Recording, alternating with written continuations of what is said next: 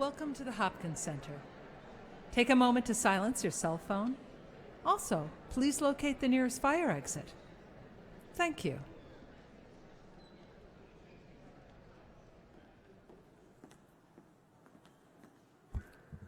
Welcome.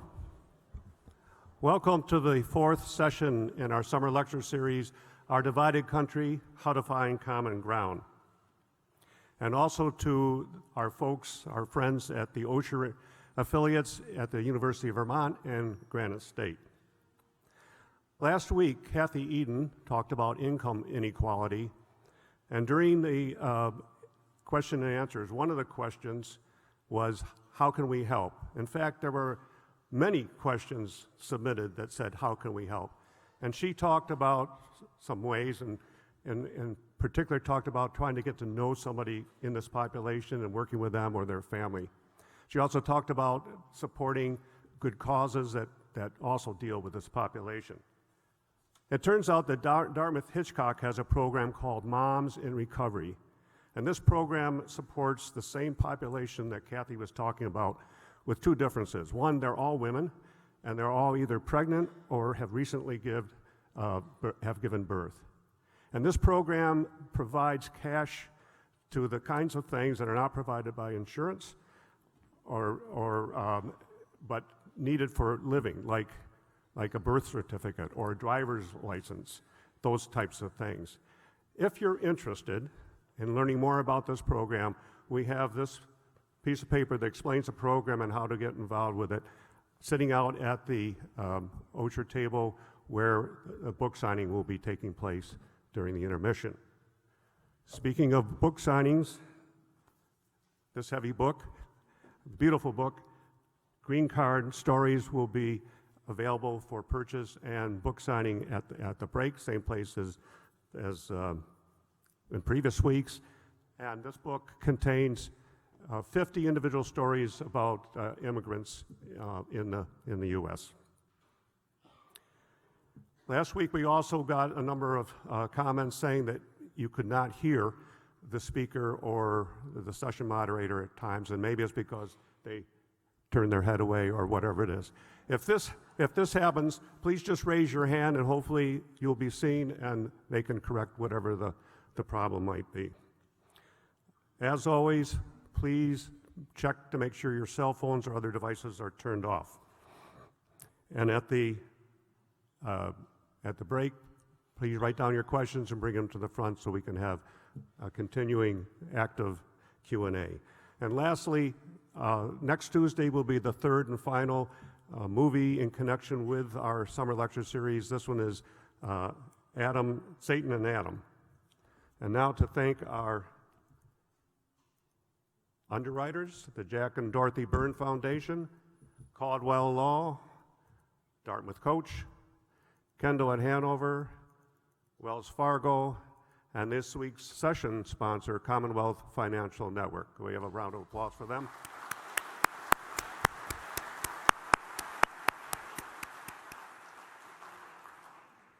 And now I'd like to bring out Tom Blinkhorn, who will be our session moderator for today's session, and introduce our speaker. Tom?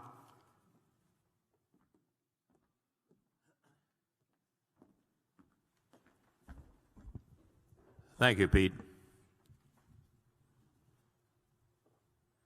55 years ago, just before he was assassinated, President John F. Kennedy was completing another book. It was published posthumously, and it was titled A Nation of Immigrants. He wrote, "The secret of America is a nation of people with the fresh image of old traditions who dared to explore new frontiers." Those sentiments may seem quaint today, or worse, in a time when immigration has become such a contentious and explosive issue in the United States. Today, to explore this conundrum and what might be done to realistically deal with it, we have, and we're fortunate to have, one of the nation's preeminent legal experts on United States immigration law. And I, as an immigrant myself, am especially delighted to have the honor of introducing Steve Yale-Loehr. Steve was born in Lawrence, Kansas, and grew up in Ithaca, New York, where his father was an engineering professor at Cornell University. Steve proudly claims to be Cornell red through and through. And he's demonstrated that many times at the Thompson hockey rink. He did his undergraduate work in liberal arts at Cornell and later graduated from the law school at Cornell. He had very little idea of what his future would hold. However, as a young lawyer at the Sutherland law firm in Washington, D.C., he was assigned occasional immigration cases. They lit a fire that continues to burn today. Steve has been a member of the Cornell Law School faculty for 27 years, where he teaches immigration and asylum law. He is also a counsel for Miller Meyer Law Firm in Ithaca, New York. Prolific author, winner of many, many awards, interviewed and quoted regularly on immigration issues. His wife is a radiologist. Her family name is Yale. Steve's is Loehr. They have 3 children and 4 grandchildren, and none of the children have taken the Yale-Loehr name. Steve drove 5.5 hours yesterday from Ithaca, often through rain, to be with us today. And that alone merits a very warm welcome from this audience. Please join me in welcoming Steve Yale-Loehr. Thanks a lot.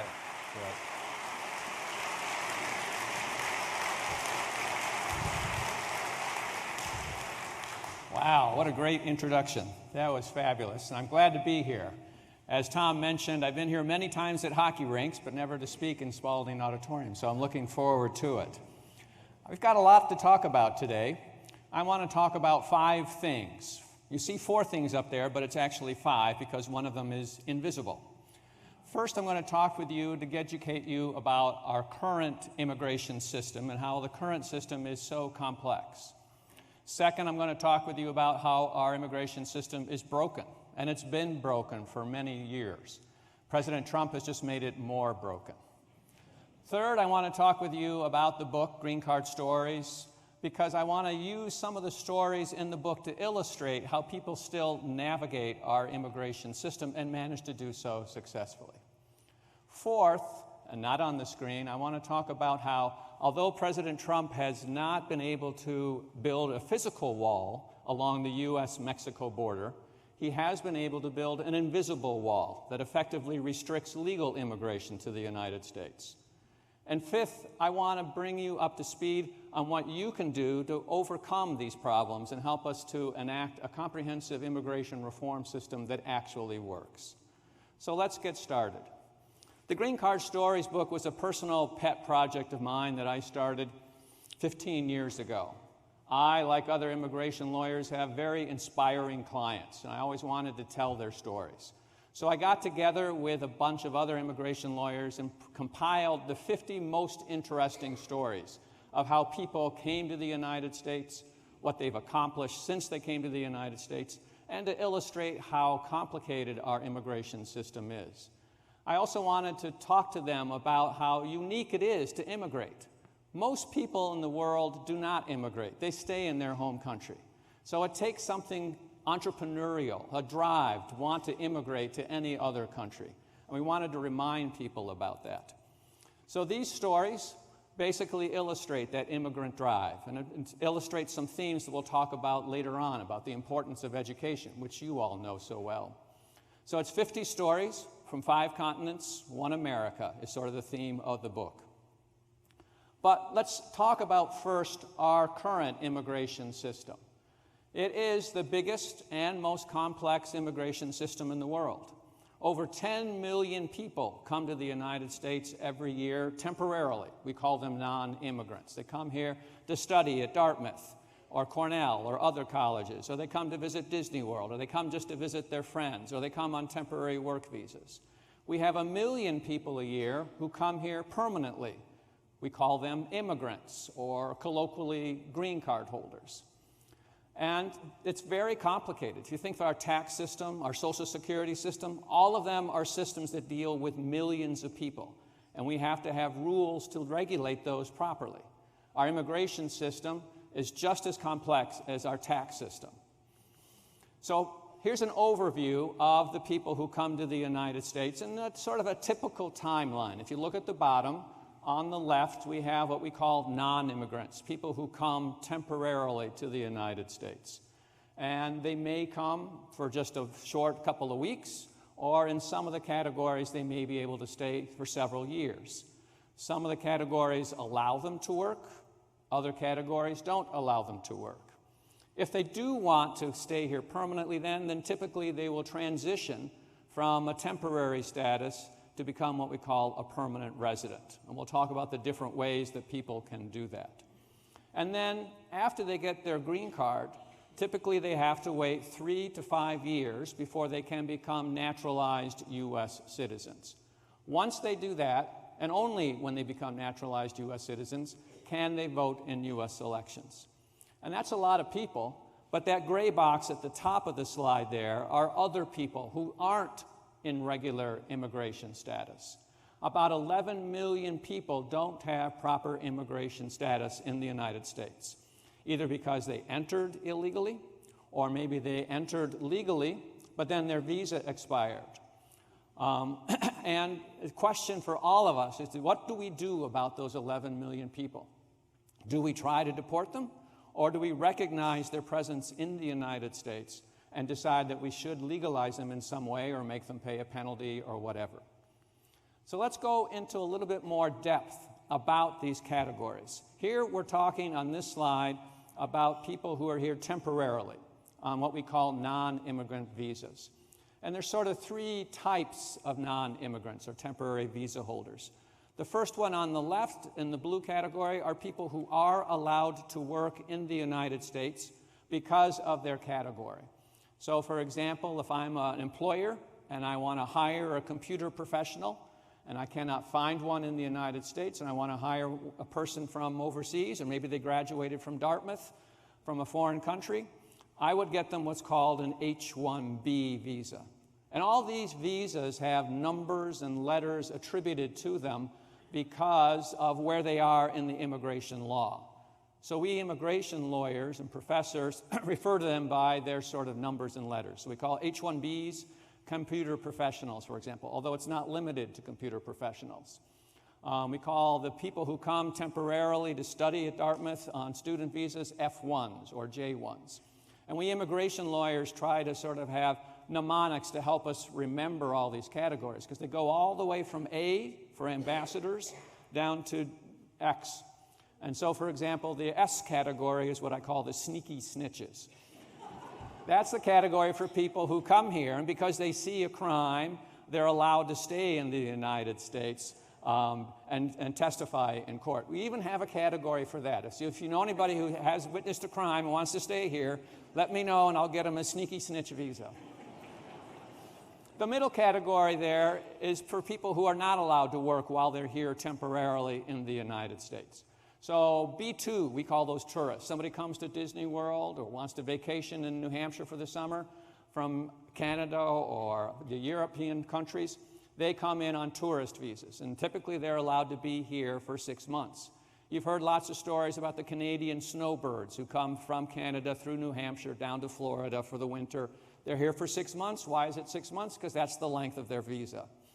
And the third category over on the right are the people who are sort of special cases, your F1 students.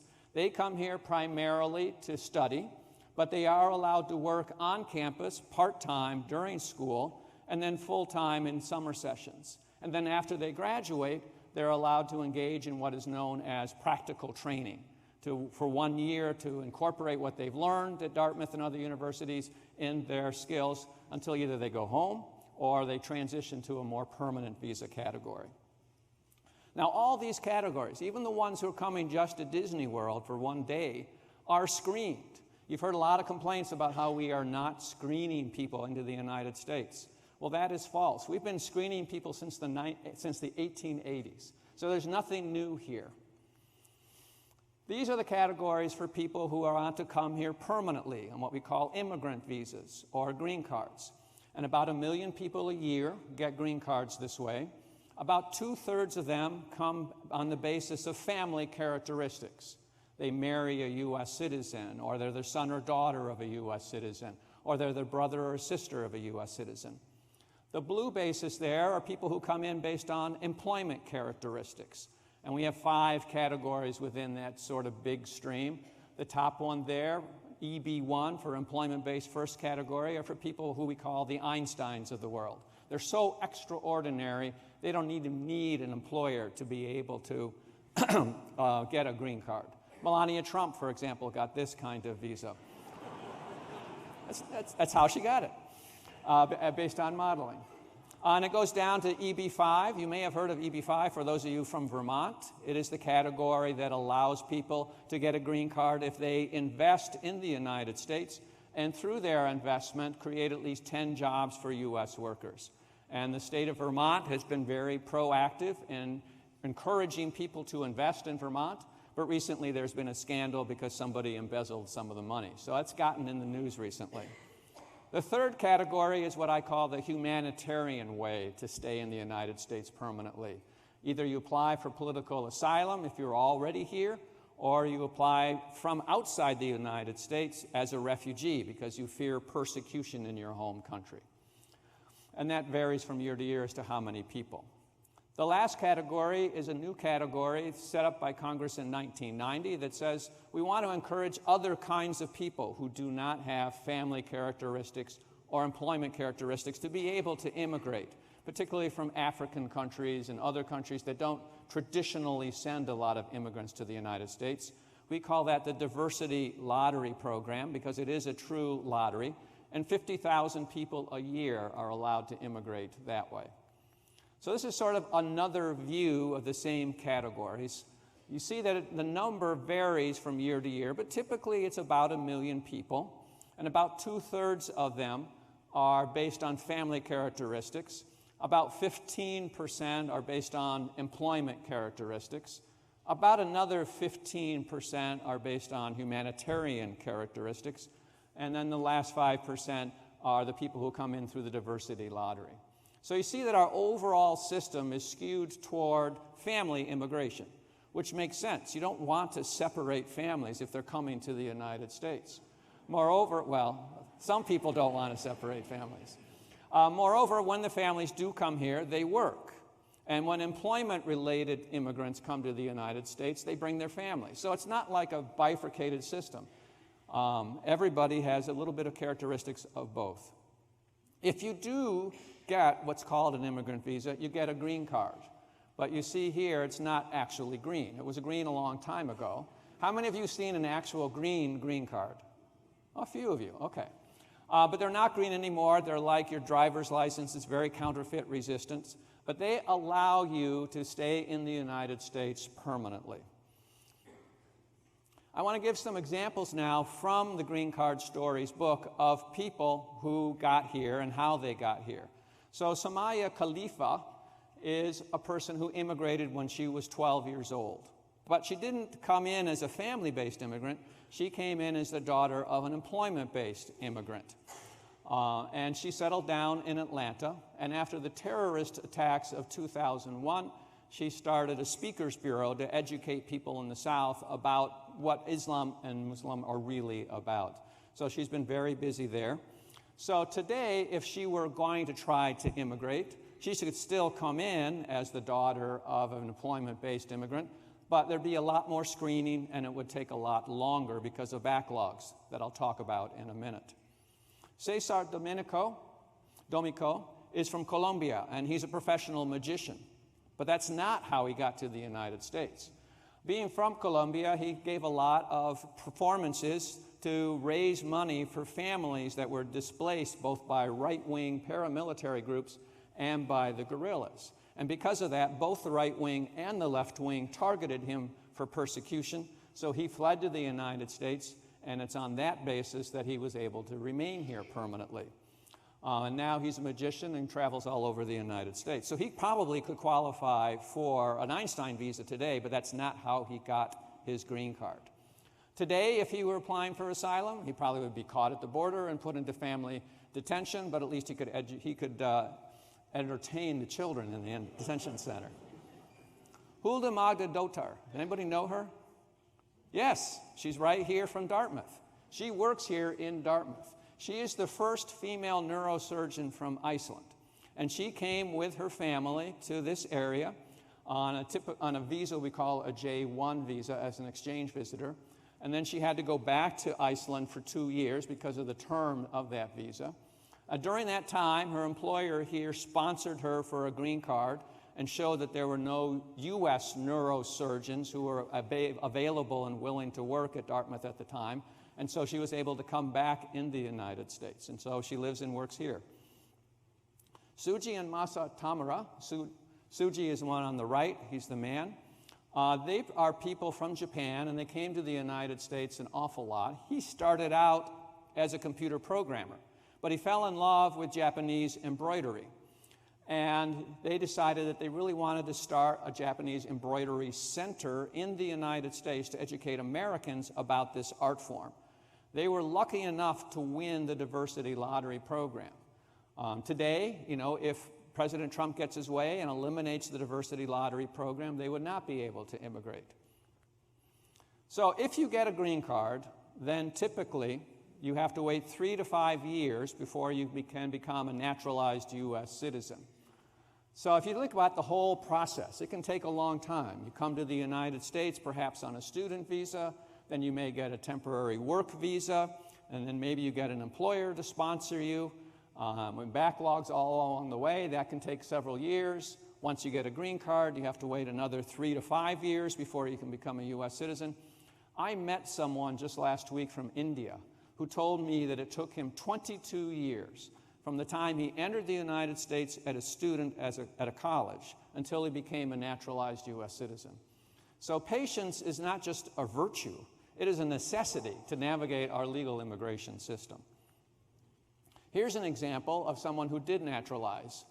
Thuktam Lama is Tibetan. He was living in exile in India when he was targeted by people who did not like the Dalai Lama in India. And so he became a refugee and resettled in Minnesota. And he's teaching people about Buddhism in America. The reason that I point this in our presentation is because he was desperate to become a naturalized U.S. citizen before he died, so that when he comes back, reincarnated, as Buddhists believe, he would come back as a U.S. citizen. And so this was taken shortly before his naturalization ceremony. Luckily, he did get naturalized. Since then, he has died, but perhaps he's walking around here at Hanover in his new reincarnated life. So we've talked about the system, and you see that it is a complicated system, just in terms of categories and numbers. But it's also complicated because we have limits or quotas or caps on categories. So not everyone can come immediately. So what we immigration lawyers in the State Department do is to try to estimate how backlogged these various categories are. And this chart is an excerpt from something called the Visa Bulletin, which is put out by the U.S. State Department every month, that says here are the backlogs in various immigration categories. And this chart talks about the family-based categories. So F1 in the upper left corner deals with the category for unmarried sons and daughters of U.S. citizens. That's the category. And you see there, for example, if I'm from India or China, even though I have a U.S. citizen parent, Because I'm over 21, I'm going to have to wait 7 years to immigrate to the United States. There are 23,000 people a year who immigrate that way, but because there's more than that number of people in the backlog, that's how long they have to wait. Think of it sort of like an elevator, and how many people can get in an elevator, and if there are too many people, they have to wait. Well, we have long backlogs in this category. If you look down at the bottom left here, F4 stands for the family-sponsored fourth category for brothers and sisters of the U.S. citizens. So if I'm a U.S. citizen and I have a brother or sister in Canada, there is a category to allow me to sponsor that person to come into the United States. Canada's not backlogged except for that's called the all chargeability areas, but even that category is backlogged 14 years before my brother or sister can join me from Canada in the United States as an immigrant. But it gets even worse. If I have a brother or sister in the Philippines, in the bottom right there, that backlog is right now April 1995, meaning that I would have had to have started 23 years ago before my brother or sister would be able to immigrate today. And if I start the process now, no doubt the process would be even longer. So it's just very hard to immigrate to the United States. President Trump has complained about chain migration, arguing that families can bring in other family members.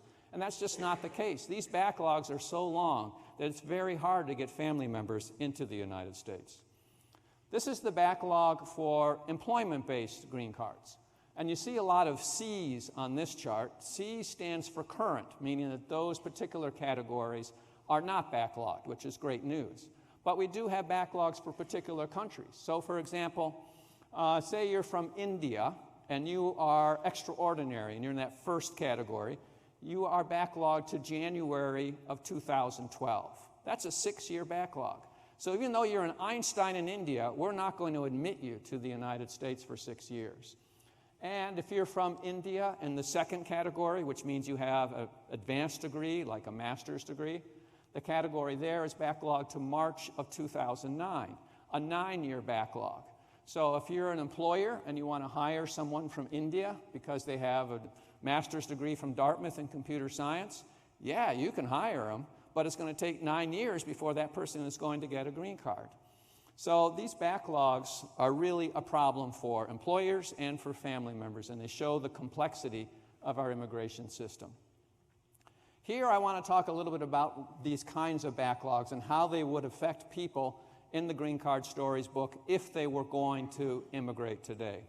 So Farah Bala is a person who got a green card based on extraordinary ability because of her acting skills. She grew up in India, immersed herself in theater, got a full scholarship to Sarah Lawrence, and then became an acclaimed actor after she graduated. And it was on that basis that she was able to get a green card. Today, she acts and works with inner city kids in New York City. And this is a picture of her with a New York City skyline in the background. I just love this picture. Our photographer was great for this book. Today, if she applied, she would still qualify because she's extraordinary, but she would have to wait 6 years before she could get a green card. Here's another example of backlogs. David Day is a construction worker from England. He and his family came over to the United States on vacation, and they fell in love with America. And so he went on the internet and found an employer who was looking for construction workers. The employer started the process and went through labor and advertising to make sure that there were no U.S. workers who could do the construction, and found that there weren't any at that time in Georgia. But the category was backlogged for 6 years.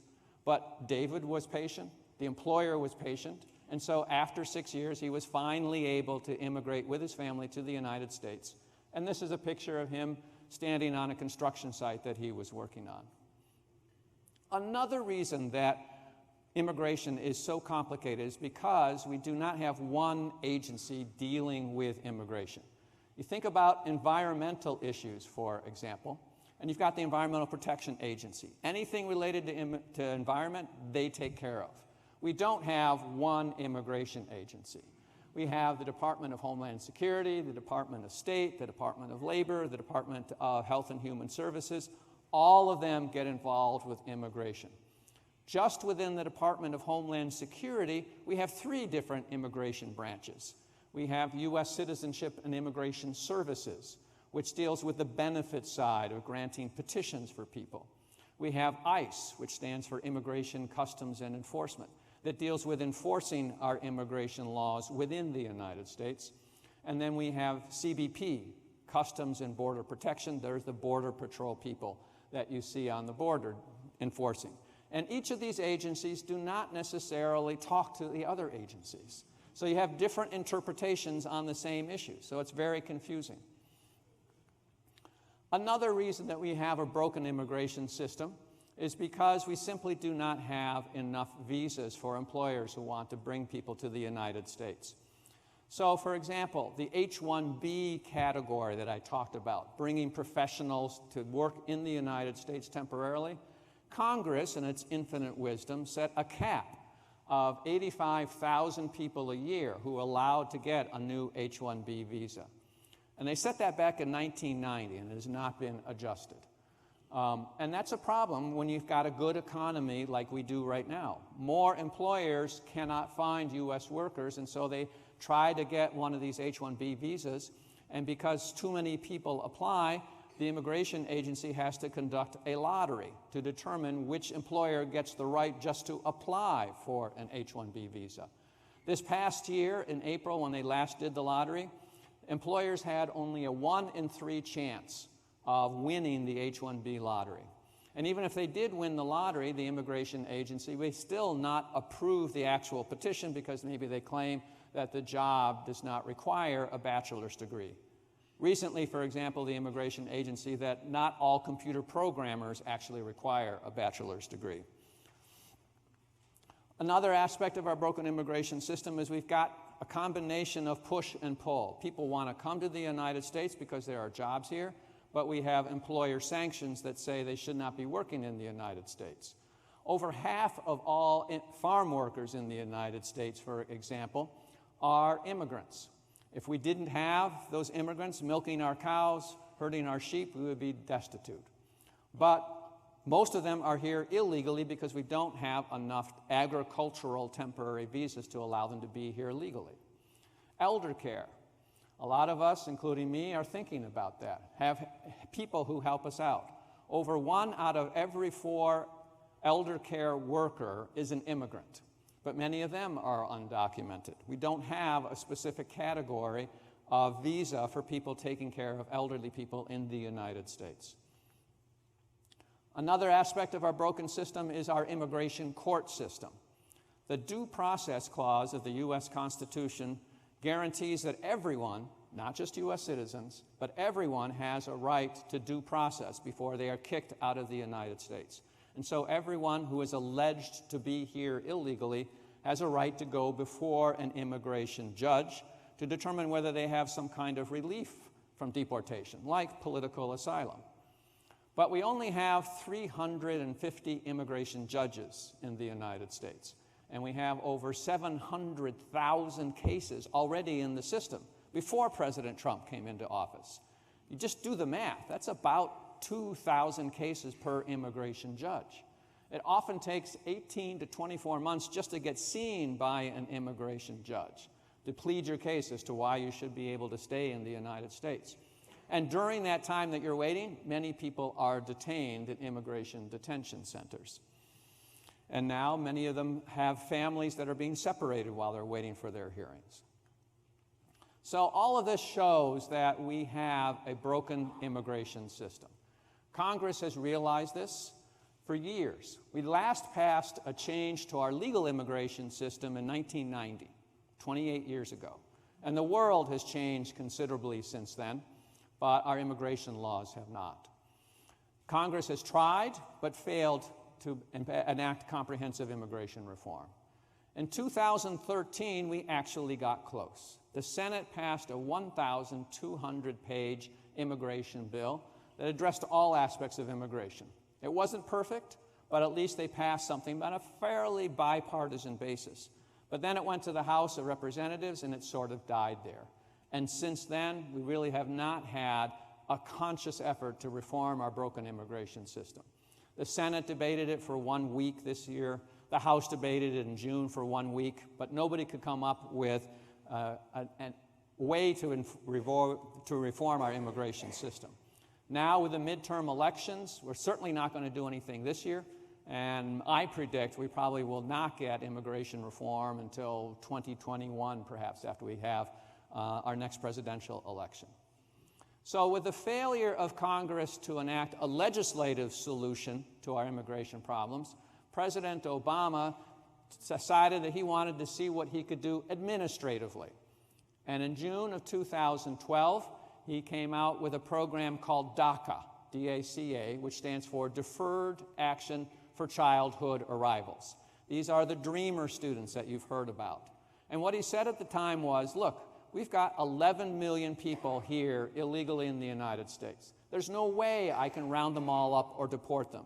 So I need to have priorities. And I'm going to focus on deporting criminal aliens and getting them deported. And these people who entered the United States when they were young children, they haven't done anything wrong, and they're in our school system, they're sort of at the lowest end of my deportation scale. I'm not going to go after them, so I'm going to give them a 2-year reprieve from deportation called deferred action, and I'm going to give them a 2-year work permit so at least they can work in the United States. And that program launched in August of 2012, and about 700,000 people have received a reprieve from deportation under that program. In 2014, President Obama wanted to expand that program, and so he rolled out something called DAPA, D-A-P-A, for Deferred Action for Parents of American Children. And he said, I want to help those parents who are here if they have U.S. citizen children.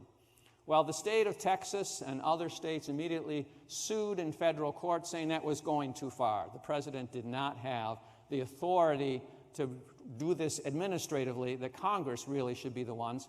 It went all the way up to the Supreme Court, and the Supreme Court held that indeed President Obama could not go ahead with DAPA, but they did let him continue with DACA. When President Trump was on the campaign trail, he said, I don't like all of these executive actions that President Obama is doing, and I'm going to terminate them.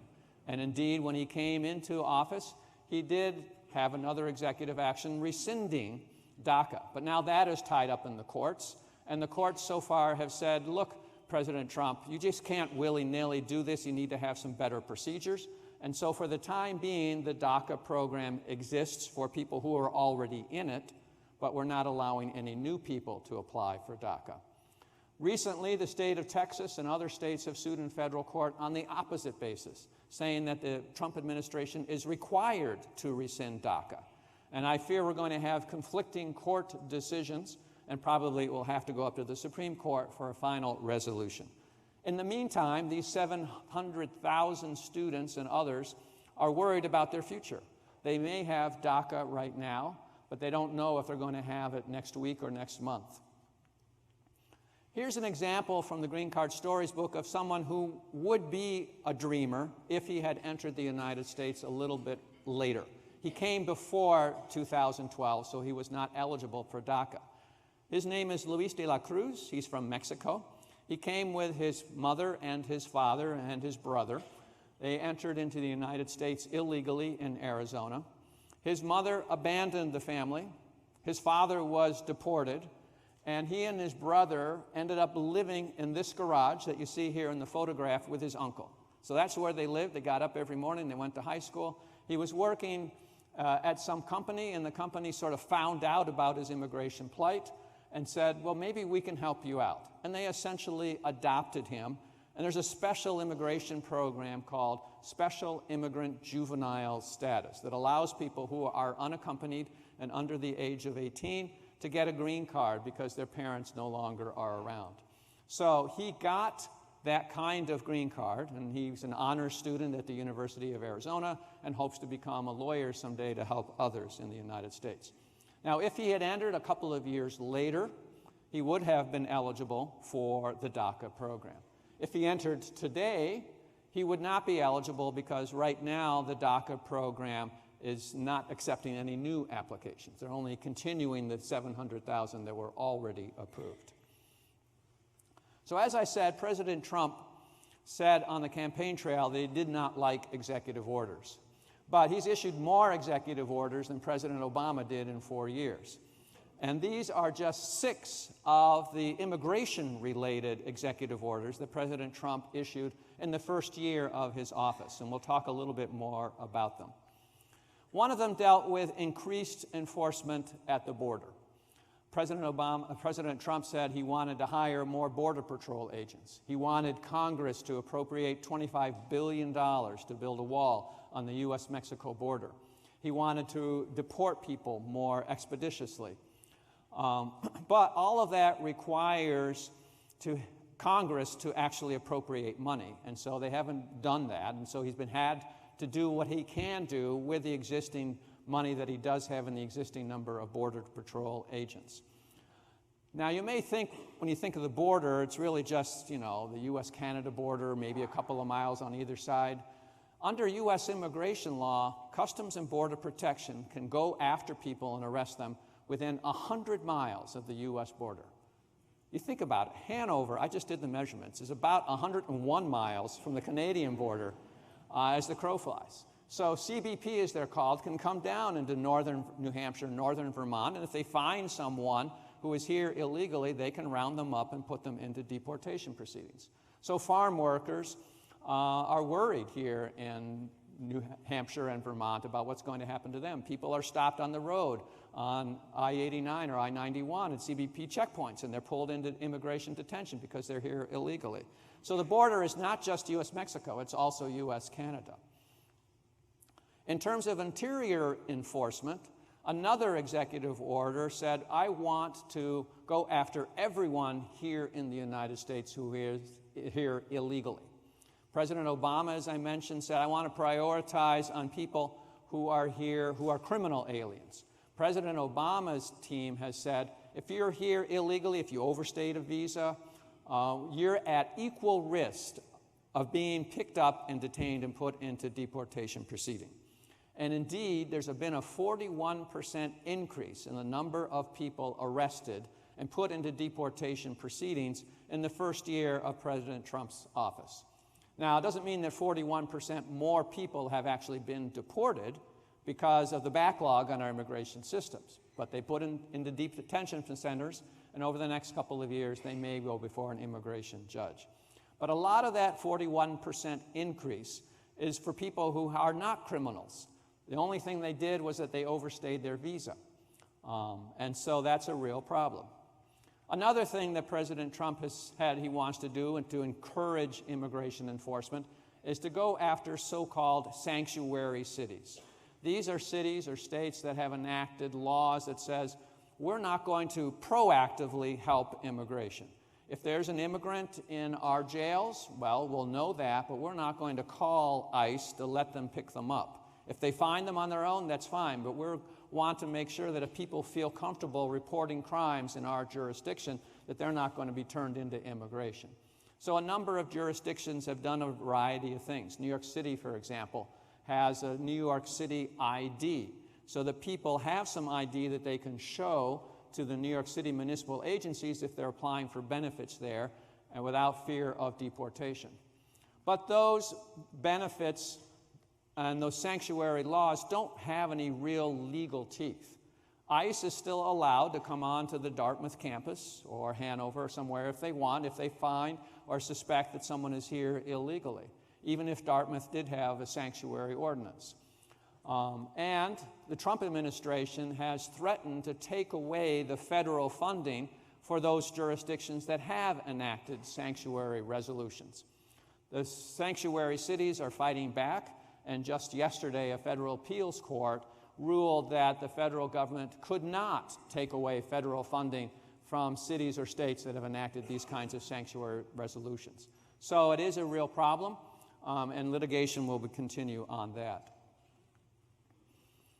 One thing that you need to think about immigration is this concept, or actually this myth, that immigrants are criminals, and that's just not the case.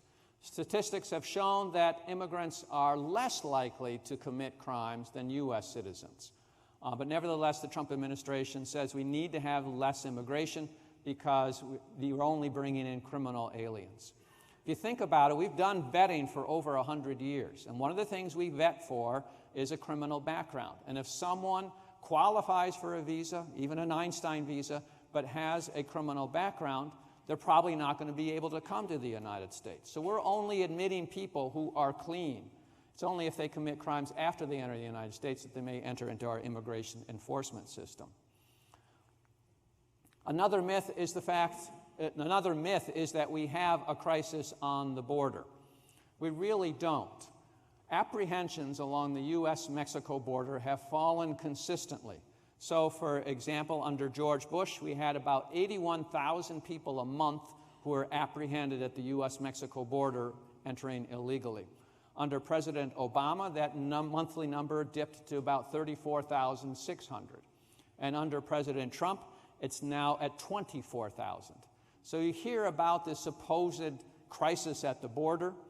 That's not the case. The mayor of Brownsville, Texas, said, for example, to the New York Times, we don't have a crisis here. We've managed immigration for years. We're not seeing any more people entering the United States now than before President Trump became our president. But nevertheless, the president has perpetuated this myth that we have a crisis and we need to do something serious on the border. Here's some examples from the book of people who managed to get green cards a while ago, but under the new regime of President Trump probably would not be able to get green cards. So Cleto Sunday Chazares, for example, is from Mexico. He came with his family illegally to work in the fields of Florida, and they were migrant farm workers. They would go from one place to another over the course of the year. It was very hard for him to stay in one school. He thought about dropping out of school, but a guidance counselor really encouraged him to stay in school, and through that, he graduated, went to college, was able to get a green card through a legalization program that Congress enacted in 1986, and now he's a high school principal in Florida helping at-risk youth. Today, if he entered the United States illegally, he'd be caught, he'd be put into detention. If he was a child, he'd be separated from his family. Randolph Seeley is another person who today would not be able to get a green card, but he entered the United States with his grandparents when he was 8 years old. He assumed he was a U.S. citizen. He didn't think about it. What 8-year-old thinks about citizenship? It was only when he applied to college that he found out that he was undocumented because he and his grandparents had overstayed their tourist visas. His family took a calculated risk and turned themselves into the immigration court system back when we did not have a backlog, and they applied for a special kind of relief based on humanitarian grounds. It would be extreme hardship to have to go back to their home country. And he won relief. He got a green card on that basis, and now he's an orthopedic surgeon in Connecticut.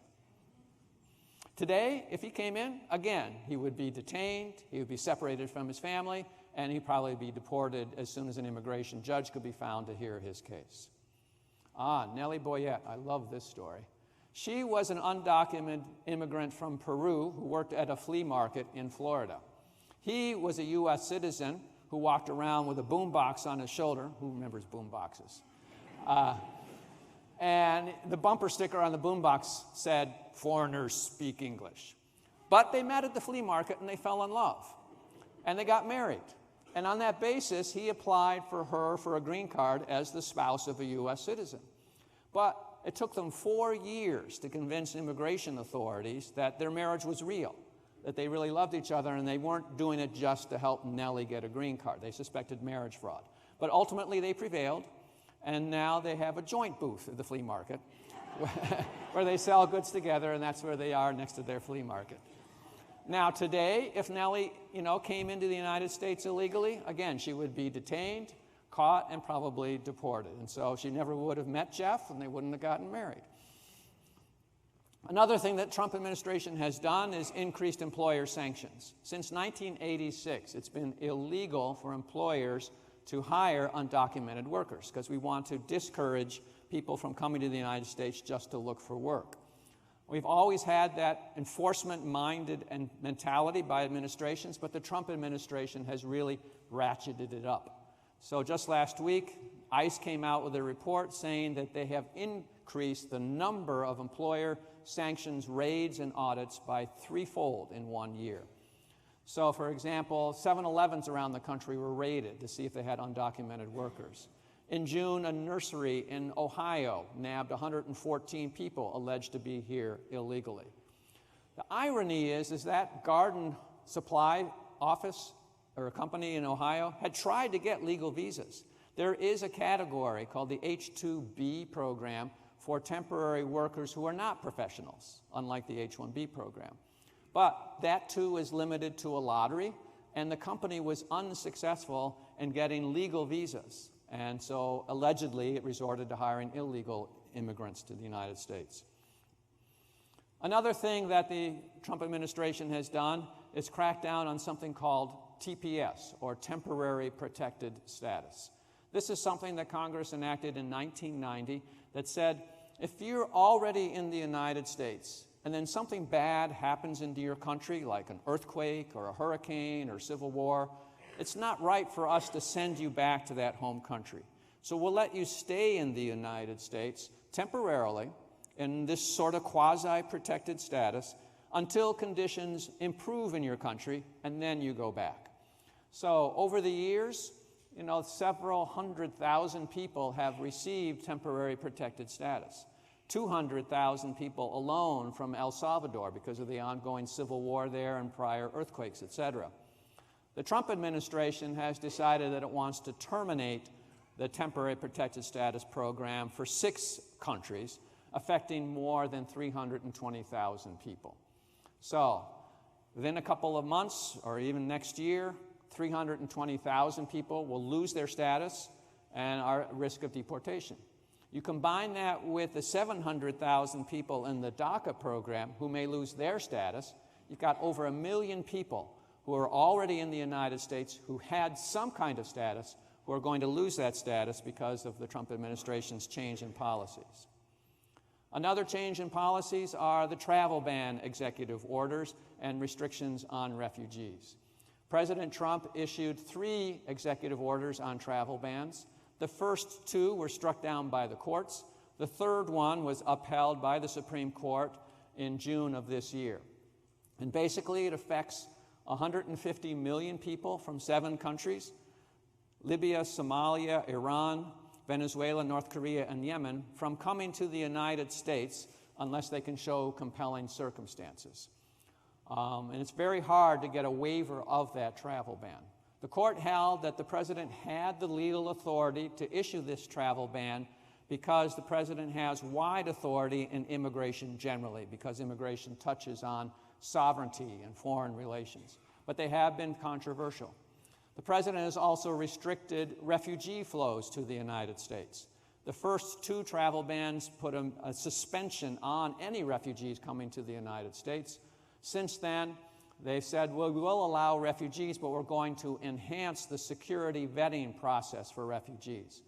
Well, the security vetting process for refugees already was stringent under prior administrations. It takes, on average, 18 to 24 months for refugees to go through the background security checks to be admitted to the United States after they've been selected. So I'm not sure what more enhanced vetting we can do, but nevertheless, the president insists on more vetting. As a consequence, even though we can allow up to 45,000 refugees admitted to the United States this fiscal year, we only are on track to admit about 20,000 refugees this year, which is the lowest number since 1980. So here's some examples from the book of people who did come to the United States as refugees successfully back then, but what would happen to them now if they tried to come in as refugees. Peter Ajak is one of what we call the lost boys of Sudan. There were hundreds and thousands of young kids from Sudan who sort of banded together. They were orphaned, they went to refugee camps, and eventually many of them came to the United States, and he's one of them. So he got refugee status, and then 1 year later became a green card holder. And unfortunately, he had a problem with a deportation officer because his passenger in his car had an unregistered gun, and the police officer thought that he was the one who had the gun, and he was thrown into deportation proceedings. That was resolved eventually, and now he's studying to be a lawyer. Everybody good in the book studies to be a lawyer. But it shows two things. Number one, because he's from Sudan, he would not have been eligible to come from the United States under the first or second travel ban. And number two, with our sort of zero tolerance policy for immigrants, he probably would be still detained in deportation proceedings. Muqtada Maki is also from Sudan. He's from northern Sudan. And he fled being conscripted into the army there with just 3 T-shirts and a pair of sneakers. He went to a refugee camp in Kenya, was there for several years, was eventually admitted to the United States as a refugee, and is studying to be a dentist and working on the side, trying to save up to allow the rest of his family members to join him in the United States. Again, under the travel ban, technically Sudan is not on the travel ban, but it is under an enhanced vetting procedure, and it's very hard for any refugees to make it from Sudan to the United States. Mary Apik is an actress from Iran. Today, if she came to the United States, she would have a hard time getting here because she's from Iran. Haider Abdulwahab was a security guard for U.S. military in Iraq. And a bomb explosion left him what he thought was for dead. He woke up in the morgue. And because of the bomb blast, he lost his eyesight. He came as a refugee to the United States because he had helped U.S. military officers, resettled, and through some life-saving surgery was able to regain vision in one of his eyes. So this is a picture of him with his glasses on because he cannot tolerate bright light, looking at his son who was born in the United States. Today, because of the travel ban for Iraq, he would have been blocked by the first travel ban if he tried to do that today, even though he helped out. This is an adoption case of Scott Southworth, was a captain and commander in the National Guard. He was in Iraq in 2003 and volunteering at an orphanage when he met Allah, who had cerebral palsy. And when Allah was going to be transferred to a different orphanage and very little prospects, Scott decided to adopt him and bring him to the United States. It took a long time because, again, adoption has a lot of background checks, but eventually he was able to bring him, and together they live in Minnesota. Today, under the first travel ban, Allah would not have been able to come to the United States. Now, other changes include asylum. We have signed an international convention prohibiting us from returning people to the other countries where they face a fear of persecution. That is the international basis for refugees. And 150 countries, including the United States, have signed that agreement. To qualify as a refugee, you have to show a well-founded fear of persecution based on one of 5 characteristics: race, religion, nationality, political opinion, or membership in a particular social group. So not everyone who faces persecution can become a refugee. But if you are a refugee, then you can get admitted to the United States as a refugee. Or if you are already in the United States in fear of persecution, we will not send you back. And we call that same process asylum. But the legal requirements are the same. It's always been difficult to win asylum. Less than half of all people who apply for asylum in the United States win it. But this administration has made it even more difficult. Attorney General Jeff Sessions came out with a ruling in June that said that people who flee persecution because of domestic violence or gang violence should not be considered for asylum, ruling out those categories. Another thing that this administration has done against asylum applicants is splitting up families, saying to parents who come to the United States illegally, we're going to put you in jail and charge you with the crime of illegal entry. And oh, by the way, your children cannot be with you in jail, so we'll send them to foster care somewhere else in the United States. That policy was very controversial, but over 2,500 families were separated. A federal court ordered the families to be reunited by the end of July, but the administration has not been able to reunite 700 families yet, and another 450 parents were deported back to their countries without their children, and it's unclear how they're going to be able to reunite their children. So that saga still continues, and there's a lot of litigation going on. This is an example of someone who did win asylum, Sakwigi was from Liberia back when there was a civil war, and he was able to win asylum on the basis of his opposition to the government at the time. It took 2 years for him to bring his family to the United States.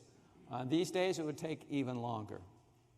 Gulnahar Alam was someone who got asylum based on domestic violence. She had suffered domestic violence at her husband in Bangladesh. She got a tourist visa to come to the United States and immediately applied for asylum.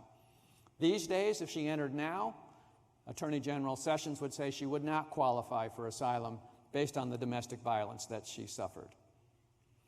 So we've talked about what the Trump administration has done. Let's talk about what they would like to do. They would like to make some legislative changes to change our legal immigration system. And they have come out with a one-page piece of paper called a legislative framework with what they say are 4 pillars. There's actually 5 pillars, but they put 4 on there. The first one is they want to end the diversity visa lottery. President Trump has railed against the lottery, claiming that other countries are sending their worst people through the lottery system to the United States. Well, that's wrong in 2 regards. Number one, countries have no control over who applies for the lottery. It is an individual choice, and it is truly a random lottery as to who gets selected. Number 2, you have to meet certain qualifications to enter the lottery. And you go through the same background check as anyone else who gets any other kind of green card to come here. So we're not accepting criminals or other lowlifes through the lottery system. But nevertheless, the administration would like to end the lottery system. Number 2, it wants to end several family-based categories. So adult children of U.S. citizens would no longer be allowed to immigrate to the United States. Brothers and sisters of U.S. citizens would no longer be allowed to immigrate to the United States. The Cato Institute has estimated that if this legislative change came about, we'd have 44% less legal immigration to the United States. Third, the president wants to get Congress to appropriate $25 billion to build the wall. We'll see if he gets that. And fourth, as sort of a carrot, he said he would legalize up to 1.8 million unauthorized immigrants. But we have 11 million unauthorized immigrants, and he hasn't said what he plans to do about the other ones. The 5th point, which is not in his formal framework, is he wants to enact a so-called merits-based point system for legal immigrants so that people would be able to come if they had met certain age requirements or knew English language or had an employer sponsor them or they're an Albert Einstein. And the more points you would get on this system, the more likely that you would be able to immigrate. The New York Times did an analysis and found that if this point system were to be applied to native-born Americans, only 2% of Americans would qualify for this system. So far, he hasn't gone anywhere. This hasn't gone anywhere, but he keeps threatening to shut down the government if we do not enact these kinds of legislative changes. Here are some examples of people who were able to immigrate but would not be able to immigrate if these legislative changes were enacted. Charles Niaga came in through the diversity lottery program. If that was scrapped, he would not be able to come. Lila Thao came in as the daughter of refugee Laos people who became chicken farmers. She became a martial arts instructor, but she would not be able to immigrate because she would be too old. So what can we do? Well, I think we all agree that we need to have comprehensive immigration reform. To be able to do that, though, we have to have a balanced program. It's sort of 3 legs of the stool. If any one of the legs are not there, the comprehensive immigration reform is not going to work. I call these 3 legs the 3 E's: expanded visas, earned legalization, and enforcement. By expanded visas, I mean we need to have the right number of visas and the right kind of visas. So if an employer wants to hire someone and they cannot find a U.S. worker, they don't have to resort to a lottery to hire them. In terms of earned legalization, I think we need to do something about the 11 million. We don't have the resources to deport all of them, so let's make them pay a penalty for being here illegally. Let's make sure they don't commit crimes, but put them on a path toward legalization so we can get them out of the shadows so that they won't be competing unfairly against U.S. workers by accepting lower wages than U.S. workers. And on enforcement, yes, we need enforcement. People are always going to try to enter the United States illegally. But we should have smart enforcement, enforcement that really goes after the smugglers and the terrorists, not the farm workers and the pizza delivery people.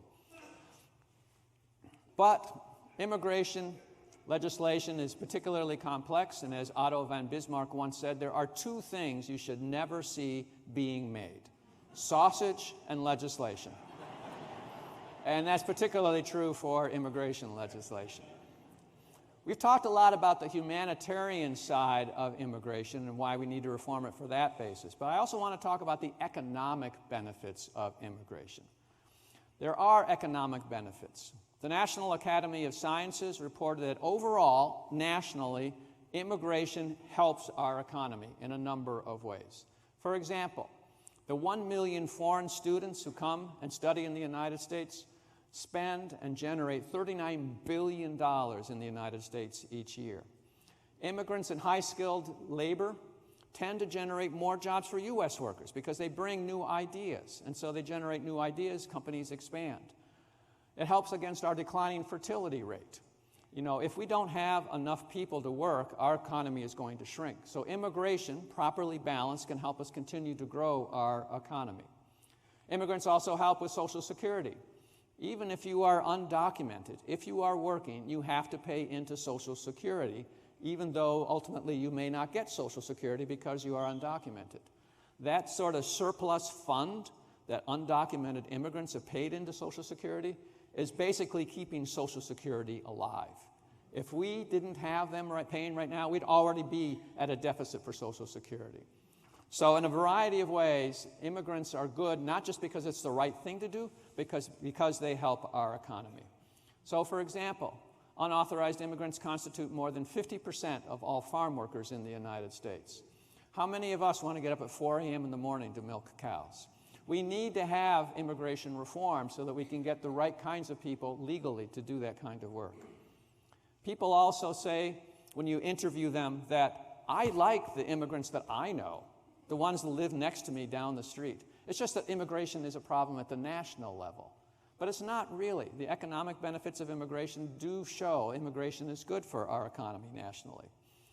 A Pew poll found that 76% of Americans believe that undocumented immigrants are just as hardworking as U.S. citizens. And then 71% found that they believe that immigrants do not take jobs away from U.S. workers. So adding it all up, we see sort of a spiral downward because of this fear about immigration that President Trump has inculcated. Fewer people are coming to the United States. Tourist visas are down 9% year over year, which means the tourist industries are hurting. Fewer international students are applying to colleges in the United States, which is hurting universities and our local economy. We have effectively built up an invisible wall against legal immigration, as well as illegal immigration. So, in conclusion, I just want to talk about some of the themes from Green Card Stories that I think can help motivate us toward enacting comprehensive immigration reform. One of the themes that we found out is that immigrants have this entrepreneurial drive. It's in their nature because they're willing to come to a foreign country and start all over. And that's really helped. And we saw that even with family-based immigrants. Another theme that we found out was the importance of education. That many immigrants came not because they thought they would do better, but because they wanted their children to have a better shot at the meritocracy that is the United States. They come from countries where it's who you know that gets you ahead, not how smart you are or how well you do in school. A third theme that we found is the kindness of strangers. U.S. citizens helping immigrants in a variety of ways, small and large, to be able to get by in the United States. So I think that Green Card Stories illustrates, it puts a human face on the immigration debate. So you see it's not just these abstract issues, it's real individuals who are impacted by what we're doing. What can you do personally? Well, there's a lot of things you can do. You can certainly write your members of Congress about the need to enact comprehensive immigration reform. You can support comprehensive immigration reform both financially and by educating yourself, by reading about immigration. If you're concerned about the number of immigrants who are detained, you can contribute to bond funds to allow immigrants to be released on bond while they're waiting for their immigration court hearings. You can teach English as a second language to help immigrants learn English. And it gets you to know immigrants personally. So it's not just sort of this faceless mask, but it's an individual that you know about immigrant. And if you want to know more, I and my colleagues at Cornell Law School have set up a website of a variety of both national and local organizations that are looking for either volunteers or donors. So if you just Google Cornell, immigration, volunteers, opportunities, something like that, you'll come to our website and you'll see other ways that you can make a difference. So with that, I'll stop, and thank you very much, and I look forward to your questions.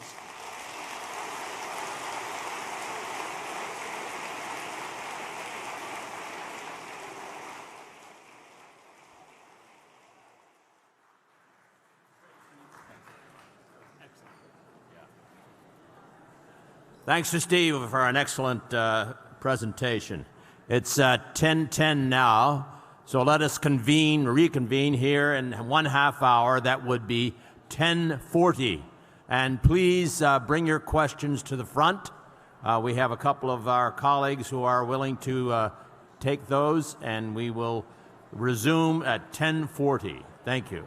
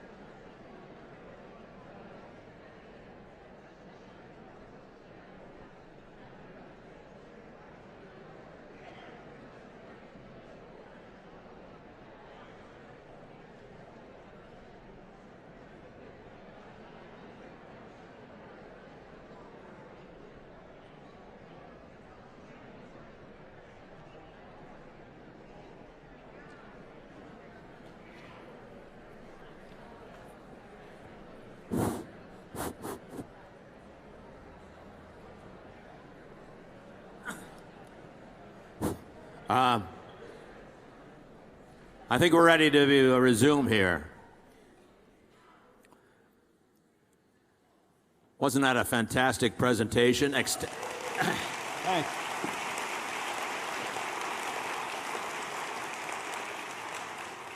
If I go back to Canada, come back here illegal, I want him as my lawyer. Before we begin, I'd like to acknowledge a very important couple of visitors in the audience today. They are from Austria, and as some Legal of or you, illegal? we'll ask them about that. Dietmar and Mary-Louise Steinbrenner are sitting there. They're the guests of David and Faye Bisnow, and welcome. You're most welcome. Dietmar is a cardiologist, and he's done a lot of work with refugees coming into Europe, and Austria is in the crux of the problem now because, as you may recall, that country is on the revolving presidency of the European Union, and the head of state of Austria holds that position now.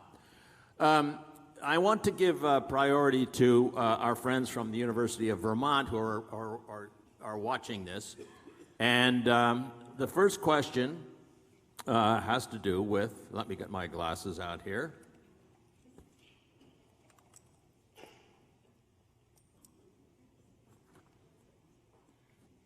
What is your, this is in the category of the costs of hiring lawyers to help with immigration issues.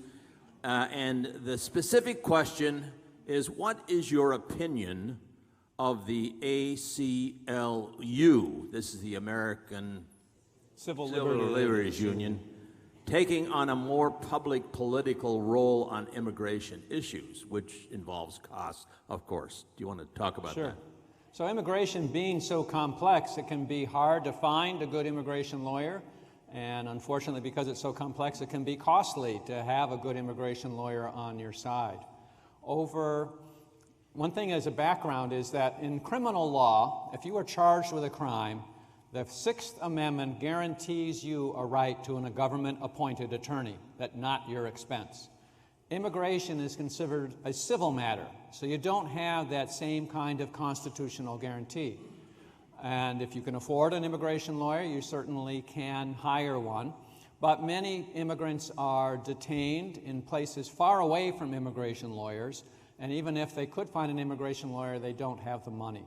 So over half of all people who are in immigration court proceedings do not have a lawyer to represent them. I'd say to represent an immigrant in immigration court proceedings, it may be $5,000 to $10,000. It depends on the nature of the case, whether it's simply you want to leave or you want to apply for asylum, and that's particularly complicated. If you're an employer and you want to hire someone, say, on a temporary work visa, it may cost several $1,000s, not just in immigration lawyer fees, but in government filing fees. And the government has also imposed a training fee on H-1B applications so that we take some of that money and try to train U.S. workers so we're not so reliant on foreign workers. So overall, for an employer who may be hiring a non-immigrant on an H-1B, it may cost the employer $6,000 to $7,000.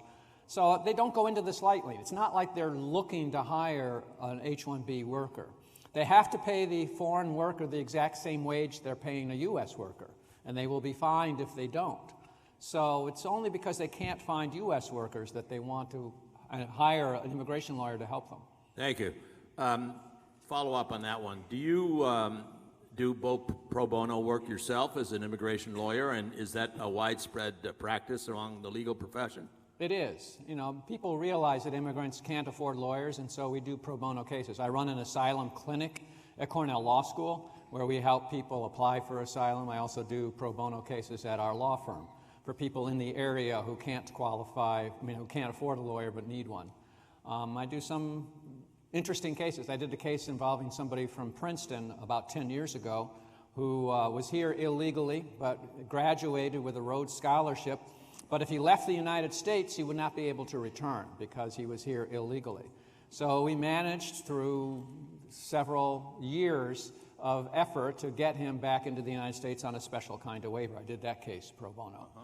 As to your second question about the ACLU, it's not just the ACLU, but they're the most visible organization that is litigating on behalf of immigrants. Because immigrants don't have an automatic right to a lawyer, many of them can't afford a lawyer.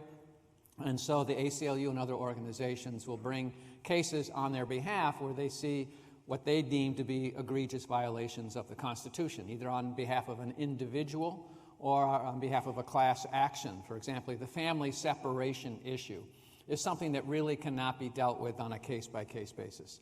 Some organization had to litigate that to say that this whole policy of family separation is illegal under the Constitution. It violates their due process rights. And so you need an organization like the ACLU or the National Immigrant Rights Organization, et cetera, to sue on their behalf. Thank you. I want to read a question now from my friend Peter Rumenier, who writes on immigration issues for the Valley News. And his question regards enforcement. Pro-immigration people are silent on better enforcement. What do you recommend? And I can't read his writing, but what would you recommend? We need to have enforcement. I think these calls to abolish ICE, frankly, are ludicrous. I mean, we need to have immigration enforcement. We need to have smart immigration enforcement. We need to target our resources to go after the smugglers, the terrorists, etc. But to pick up a pizza delivery person because, he's here illegally, that doesn't really warrant our limited resources. We're never going to have enough money to round up 11 million people and deport them. So let's prioritize that. I thought that President Obama had the right approach of prioritizing criminal aliens. He deported more people per year in his administration than the previous Republican administrations, and he was criticized for doing that. He was called the deporter-in-chief during his administration. And so we need enforcement, but we need to have smart enforcement, and I think we can do that. We have a program, for example, called E-Verify, which is an electronic way that employers can verify that someone who is working for them or applying for a job is authorized to work, rather than using a paper-based system. Right now, that's voluntary. And people have worried that if you make it mandatory, it'd be a real big burden on particularly small employers. But if we can get over that hurdle of training people how to use E-Verify, that could be a relatively good way to enforce our immigration laws without rounding up people and putting them into detention. Thanks. This next question has to do with a controversial local issue that you mentioned in your talk, the EB-5 program, which evolved into a scandal up in Jay Peak in the Kingdom in Vermont, as you probably know. And that program was supported by former Governor Shumlin as well as Senator Patrick Leahy, and they both come in for some criticism about that. The question specifically, you founded an organization, as I recall, a nonprofit organization whose name escapes me, but the purpose, as I understand it, was to facilitate the implementation of this EB-5 program. The question is, what exactly does your organization do, and how do you avoid the kind of scandals that we've seen in Vermont? Sure. So I started an organization called IIUSA. It stands for Invest in the USA. It's a trade association of these so-called regional centers that are allowed under immigration law to put together groups of foreign investors to invest in projects. I did it because the EB-5 program is particularly complicated. You have to have a combination of investors who are willing to invest in projects. The projects have to create at least 10 jobs for each investor. They have to do so within 2 years. They have to comply with securities laws requirements. And so I analogize EB-5 to a Rubik's Cube, where you've got securities laws issues, immigration law issues, timing issues in terms of when the jobs are created. And I wanted sort of best practices so that everybody was doing it correctly. If you do it correctly, it's a win-win because U.S. workers get jobs they wouldn't get otherwise. Project developers get access to capital, particularly right after the Great Recession of 2008 that they were not able to get otherwise. U.S. taxpayers are stimulating the economy without expense to the taxpayers, and the foreign investors get a green card. But it is complicated, and like any industry, the securities industry, et cetera, there can be fraud. And it seems that there was fraud in Jay Peak, and so we need to have reform. There is a bill pending in Congress that would reform the EB-5 program. And unfortunately, it's tied up like everything else, and we have to wait for comprehensive immigration reform before we'll see improvements to that program. Under that program, what is the regulatory regime? Is there one that exists now that should have been in place to try to mitigate what happened at Jay Peak? Yes. Part of the problem with EB-5 is it's such a small program. Only 10,000 people a year can get green cards, and that's not 10,000 investors. That includes their family members. So it's really only about 3,000 investors per year. And so it's sort of overlooked, particularly by the Securities and Exchange Commission. If you make an investment, it is a security. It's like buying a stock. But the Securities and Exchange Commission didn't have the same sort of regulatory oversight over EB-5 as it did over regular stocks. They've increased their scrutiny now because of scandals like Jay Peak, but it's taken a while for them to realize that they need to regulate this just as much as they regulate every other aspect of the securities industry. Thanks. Now, there are many questions about immigration systems in other countries and how they work or don't work, and a number of questions about Canada. How does our immigration system compare to Canada's? which seems to be functioning more smoothly. What about other Western developed countries? So, for example, in the United States, our laws are set by Congress, and it takes Congress to make changes. I talked about this lottery in the H-1B system of 85,000 people per year. Congress has to change that number, whether the economy increases or we get into a depression. By contrast, in Canada, Australia, and other countries, the immigration ministry has the administrative flexibility to make changes. So if the economy goes down, they can reduce numbers. If the economy goes up and they need more immigrants, they can increase numbers. So that kind of flexibility allows systems like Canada and Australia to be able to adjust their immigration system in accord with the economic times or other needs. So I think that's got an advantage, but for whatever reason, Congress has been unwilling to trust the immigration agency to make those kinds of administrative changes, and that's why we're stuck with this system, and right now we can't seem to make any changes at all. This is a question about asylum. Can you describe what happens in an asylum hearing? Who represents the government? Are witnesses heard? What is the standard of proof? Is there an appeal process? Please describe. Sure. There are actually two ways to get asylum. One is affirmatively, where you're here legally. Say you're at Dartmouth and from a foreign country, and then there's a civil war that breaks out, and you don't want to go back.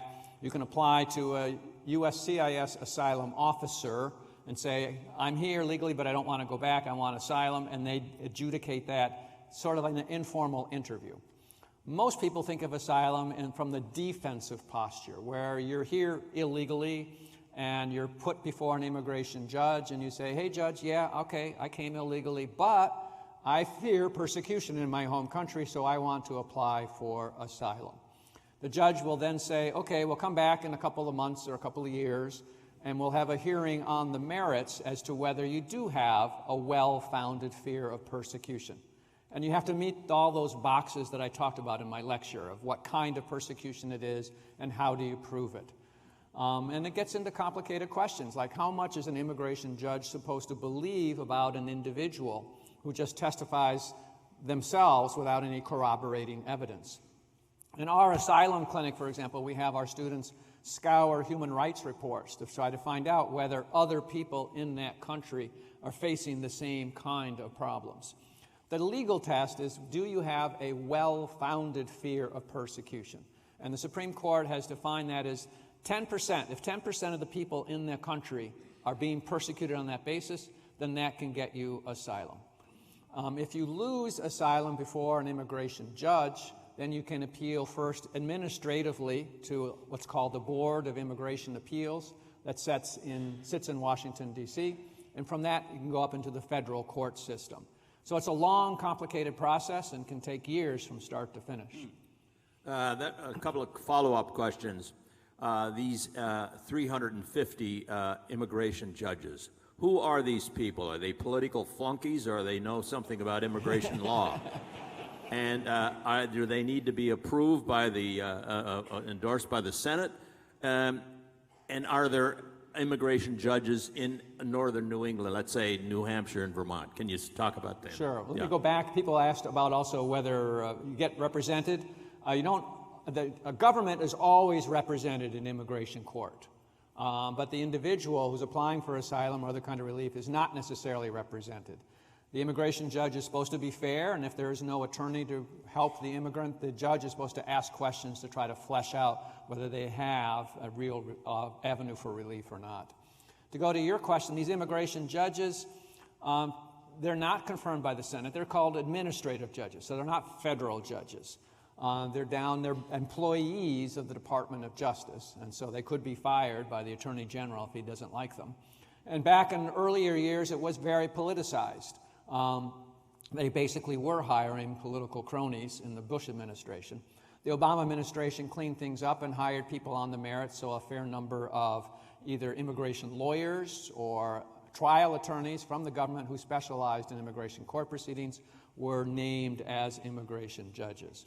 Attorney General Sessions has said that immigration judges are taking too long to decide cases, and now he's imposed performance metrics on them, saying that if you don't decide a certain number of cases a year, we may fire you. So there, it's not an impartial, fair, independent judiciary like we think of for the federal courts.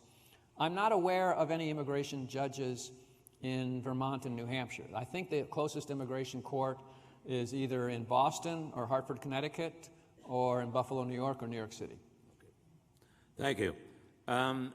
Please say more about the penalties for employers who hire illegal immigrants, and what advice would you give to a farmer or construction company in Vermont who currently has a long-time trusted employee who is here illegally? Wow. Unfortunately, I get that question a lot. We have a lot of undocumented dairy workers in upstate New York, too. In terms of the penalties, there are two types of penalties. One is a paperwork penalty. Everybody who hires anyone, whether it's a U.S. citizen or foreign worker, is supposed to fill out a form called an I-9 form. And so if you apply for a job and you get accepted, you have to fill that out, and the employer is supposed to keep track of that. So if they don't fill out the form at all, or if they fill it out incorrectly, or they sort of know that the person has given them a false Social Security number, that's a paperwork violation, and the fines start at $2,000 or $3,000 per I-9 and can go up from there. So repeat offenders can go to jail. If you knowingly hire an unauthorized immigrant, then you can go to jail and violate our criminal laws. And so, for example, what was it recently? Oh, a Splund is a tree company. Yes. They just got hit with an $85 million fine because they apparently were knowingly hiring unauthorized immigrants to, do their trees. So in some big cases, it happens. More often than not, it's some small, pizza shop, that doesn't know about the I-9, and they get hit with a paperwork violation, and they try to clean it up.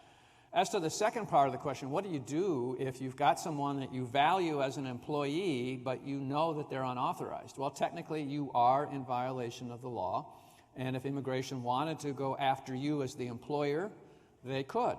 And alternatively, they could pick up the employee and put them into deportation proceedings. So if I get asked this question in my private practice, I do an in-depth consultation with the employee to try to find out whether they have some claim to relief, like asylum, or maybe they married a U.S. citizen recently, or they've got a child who could sponsor them for a green card.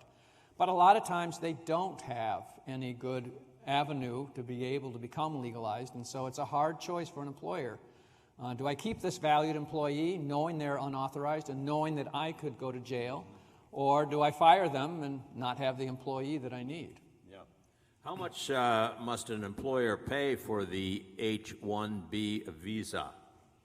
Again, it varies from lawyer to lawyer. The lawyer's fees often are, $3,000 to $5,000. The government filing fees are another couple of $1,000s. There's a training fee to train U.S. workers. So all told, it can be $6,000, $7,000, $8,000 for an employer to do things legally to get an employee hired on that category. Yeah.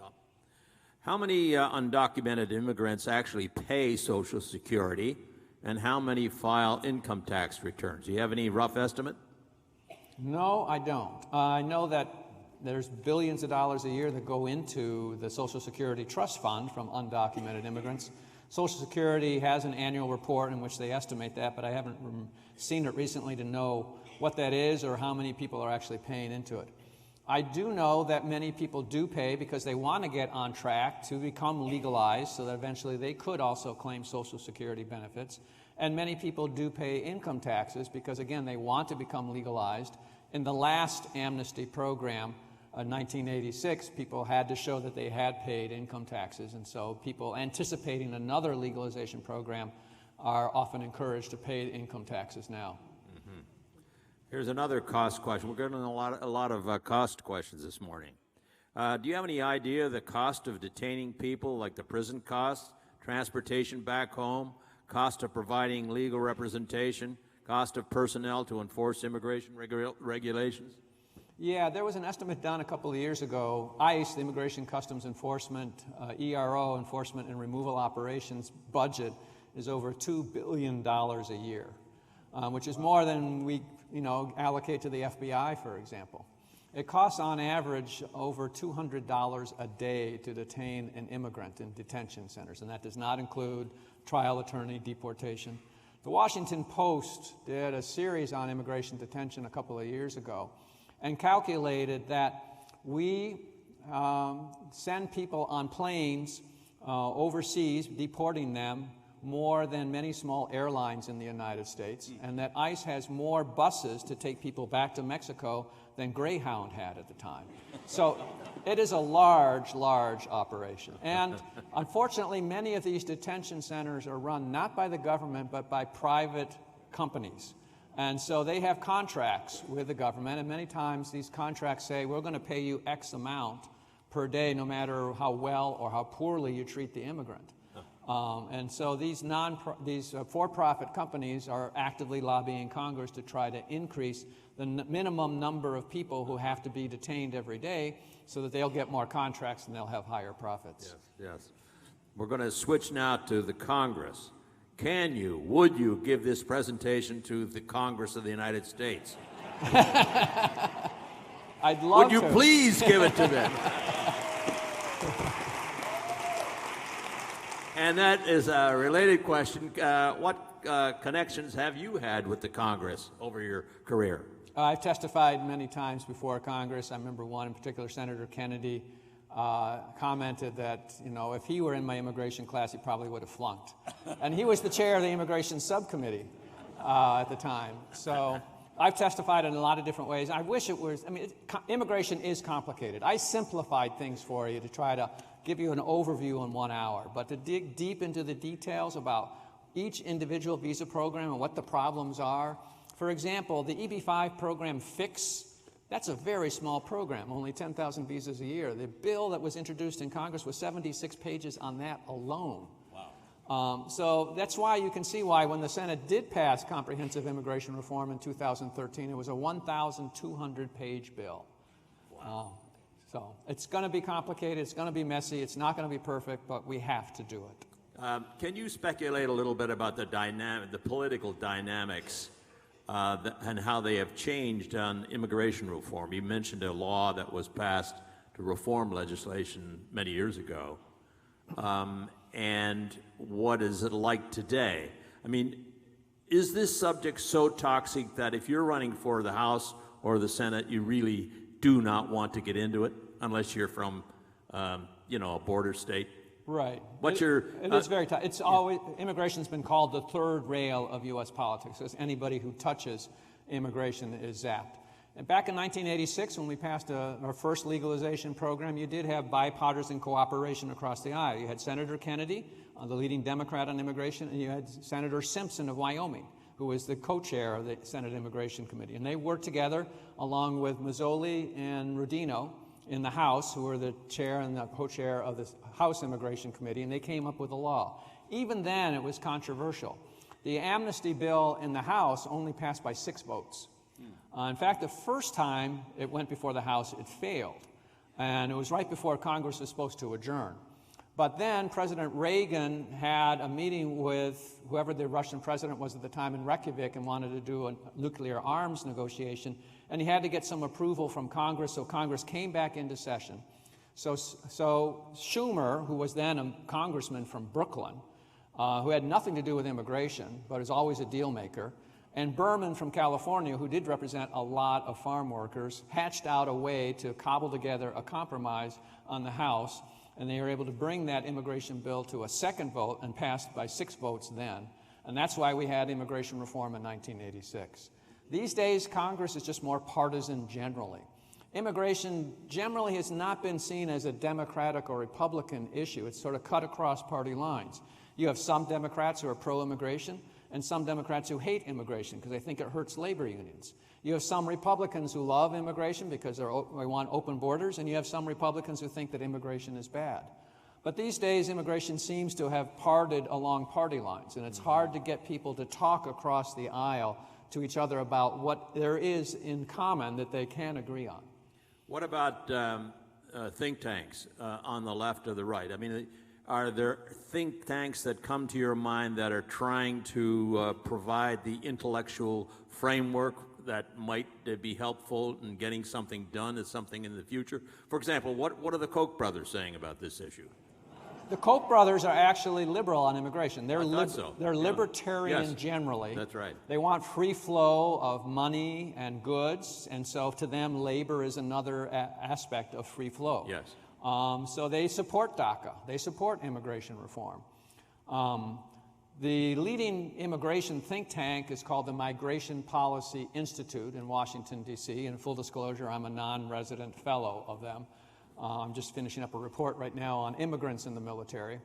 So they try to be balanced. They have, for example, a former commissioner of the Immigration and Naturalization Service as one of their resident scholars there. They bring in people from across party lines to sort of convene roundtables to determine what commonalities there are, and then they'll issue a report.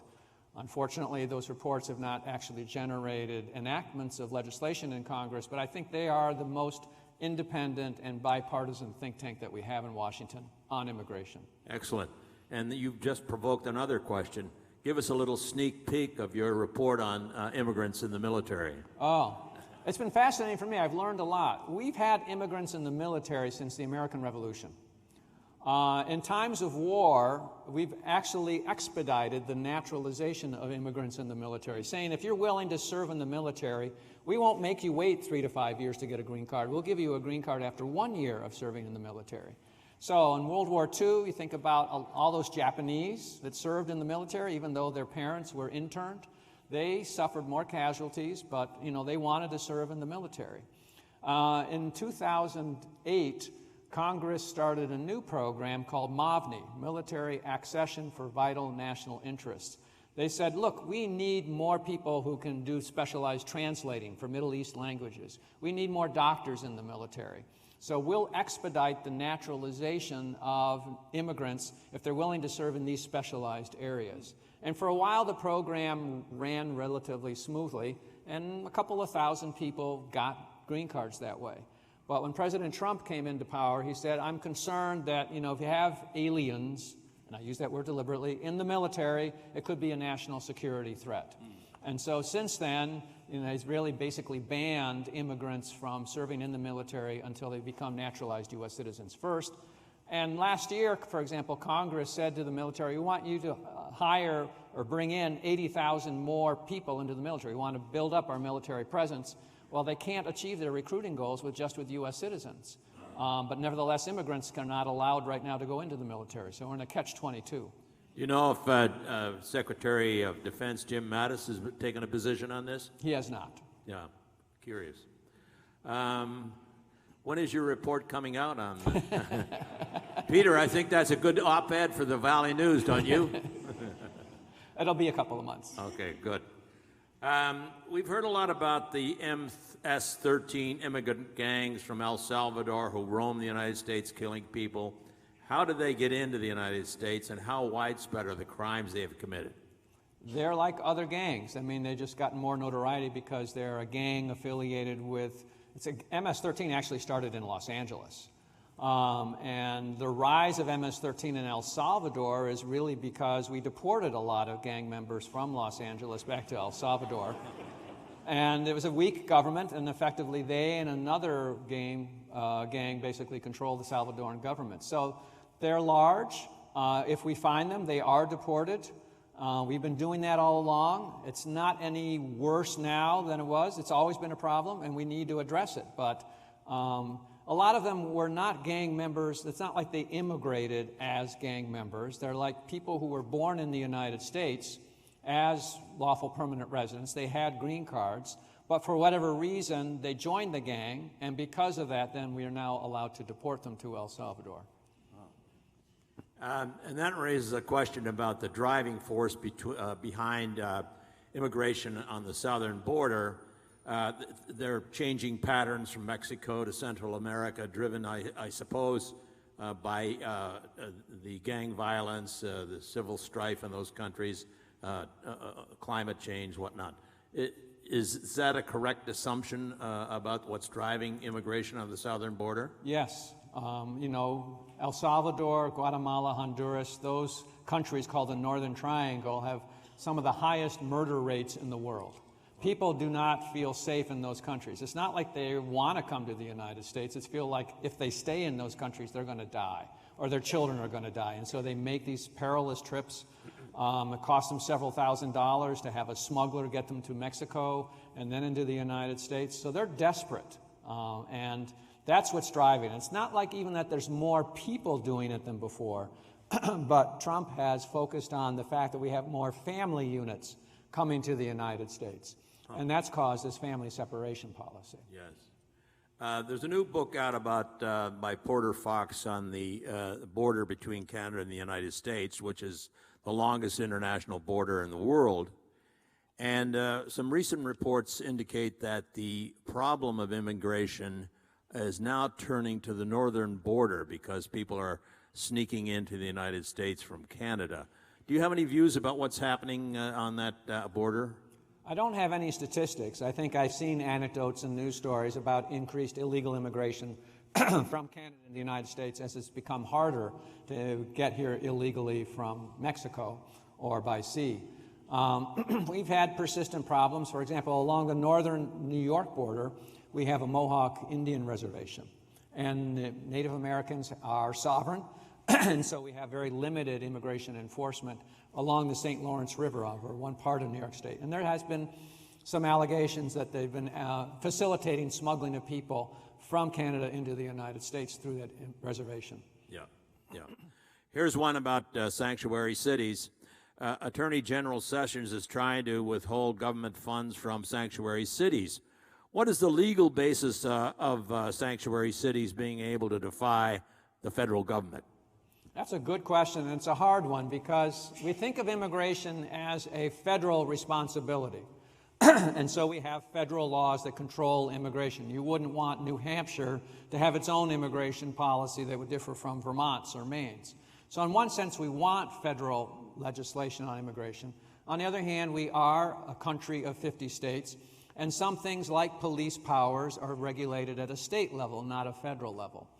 The federal government offers federal funding to states and localities for criminal enforcement, training, and other kinds of things. They're called the burn funding. And the federal government has said to these states and localities that say, look, we're not going to prevent you from coming into our jurisdiction. We're simply not going to actively help you. So if you ask us if somebody is here illegally, if we have the records, well, we'll tell you, but we're not going to go out and affirmatively give you that information. And so they claim they have the authority to enact those kinds of laws because they want their citizens to feel safe in their communities so that if they do see a crime, for example, they feel comfortable that they can report it to the police without the police turning them over to immigration enforcement. And the federal government has said, no, that's a sanctuary, whatever that term means, and we're going to take away that burn funding from you to prevent your police from being adequately trained. And so far, the federal courts have held that, no, there's not enough a connection between general police enforcement funding and immigration enforcement. And so that if they want to take away immigration money from the states, they can do that, but there is no immigration money that goes to the states from the federal government for enforcement. Yeah. Very interesting. Speaking of the courts, what is your view about the changing composition of the U.S. Supreme Court with respect to this whole issue of immigration? I mean, we've seen the recent decision on the ban on travel, but assuming that Kavanaugh is approved, you will have a different court. Do you have any speculation of how that would impact the immigration problem? I do. Immigrants have always had a problem in the federal courts because courts have been particularly deferential to the president on immigration issue because immigration touches on sovereignty and foreign relations. Courts don't want to second guess what a president feels they need to do on those issues. So historically, courts have given sort of a lower standard of review for challenges to an immigration decision by the president than, say, on commerce or the environment. So immigrants have always had a tough time winning in the federal court. And I don't think Kavanaugh is really going to change that. So this past year, for example, the travel ban litigation lost 5-4. Yes. I think, if Kavanaugh gets appointed to the Supreme Court, it'll still be 5-4. He'll replace Kennedy. Kennedy supported the majority. So I don't think it's going to make that big a difference on immigration. On immigrant children, are undocumented immigrant children entitled to an education in the United States public schools? Yes. Are the public schools obliged to report them to immigration authorities? No. So there was a case called Plyler v. Doe, 1984, decided by the Supreme Court, saying that every person in the United States has a fundamental right to an education up through high school. And they said that the Fifth Amendment of the Constitution, the Due Process Clause and the Equal Protection Clause, applies to all persons in the United States, not just U.S. citizens. So under that theory, then, the court held that every person in the United States has a right to attend public schools up through high school. And since then, all public schools have to admit anyone who comes to their doors. If they do report them to Immigration and Customs Enforcement, they can be penalized by the Education Department. Okay, we've got a couple of questions about DACA. Can you just say what that acronym means again? Sure. DACA stands for Deferred Action for Childhood Arrivals, meaning that if someone arrived when they were a child and they've not committed any serious crimes, they're sort of at the low end of the priority bucket for deportation purposes, so we're going to give them something known as deferred action. We're going to defer any deportation action against you. Deferred action has been around for years. How many of you know about John Lennon? He got deferred action. The Beatle. Yeah. He smoked marijuana and was caught in New York City, and technically he could have been deported. But his attorney, who was very good, said, well, I know about this very little-known program called deferred action, and I think that you should apply it to John Lennon, and the fact that you did not do so in his case, simply because he was famous and he wanted to make a statement, violated his rights, and he won in federal court. So deferred action has been around for a long time. President Obama just decided to apply it on a big scale by saying any child who arrived under the age of 16 before 2007, been here 5 years, no major crimes, can get this action, and 700,000 people now have that. But it doesn't mean that they have a legal status. It's not like they've got a green card. It simply means that they're not in fear of deportation during this 2-year period. And they are authorized to work during that same 2-year period. And then we get into the litigation. President Trump wanted to rescind the program. Federal courts have stepped in saying, no, you can't rescind it, and so everything is sort of on hold until the courts figure it out, or until Congress passes some legislative fix. And so these DACA recipients are worried about their future, but for the time being, if they already have DACA, they're entitled to continue in that quasi-status. Yeah. The question here is, I understand that a circuit court judge in Texas just ruled in favor of Trump's DACA injunction. What does this mean? Will this case likely go to the Supreme Court? Yes. So, as I mentioned in my talk, when President Trump rescinded DACA in September of 2017, federal court stepped in and said, no, you can't rescind it, and then Texas and 6 other states sued in federal court this past spring saying, no, you have to rescind it. And that was assigned to a judge, Judge Hannum, who had presided over the earlier DACA trial, and he said, no, President Trump does have to rescind DACA, so we're going to have conflicting court injunctions here, and they'll probably go all the way up to the Supreme Court before we have a final decision as to whether President Trump does have the legal authority to rescind the DACA program. So probably a more uncertainty for at least a year in terms of the courts. This is from a student that says, what advice do you give to students who are DACA? How do they plan their lives? It's very hard because right now you may have status, but you don't know if it's going to be taken away.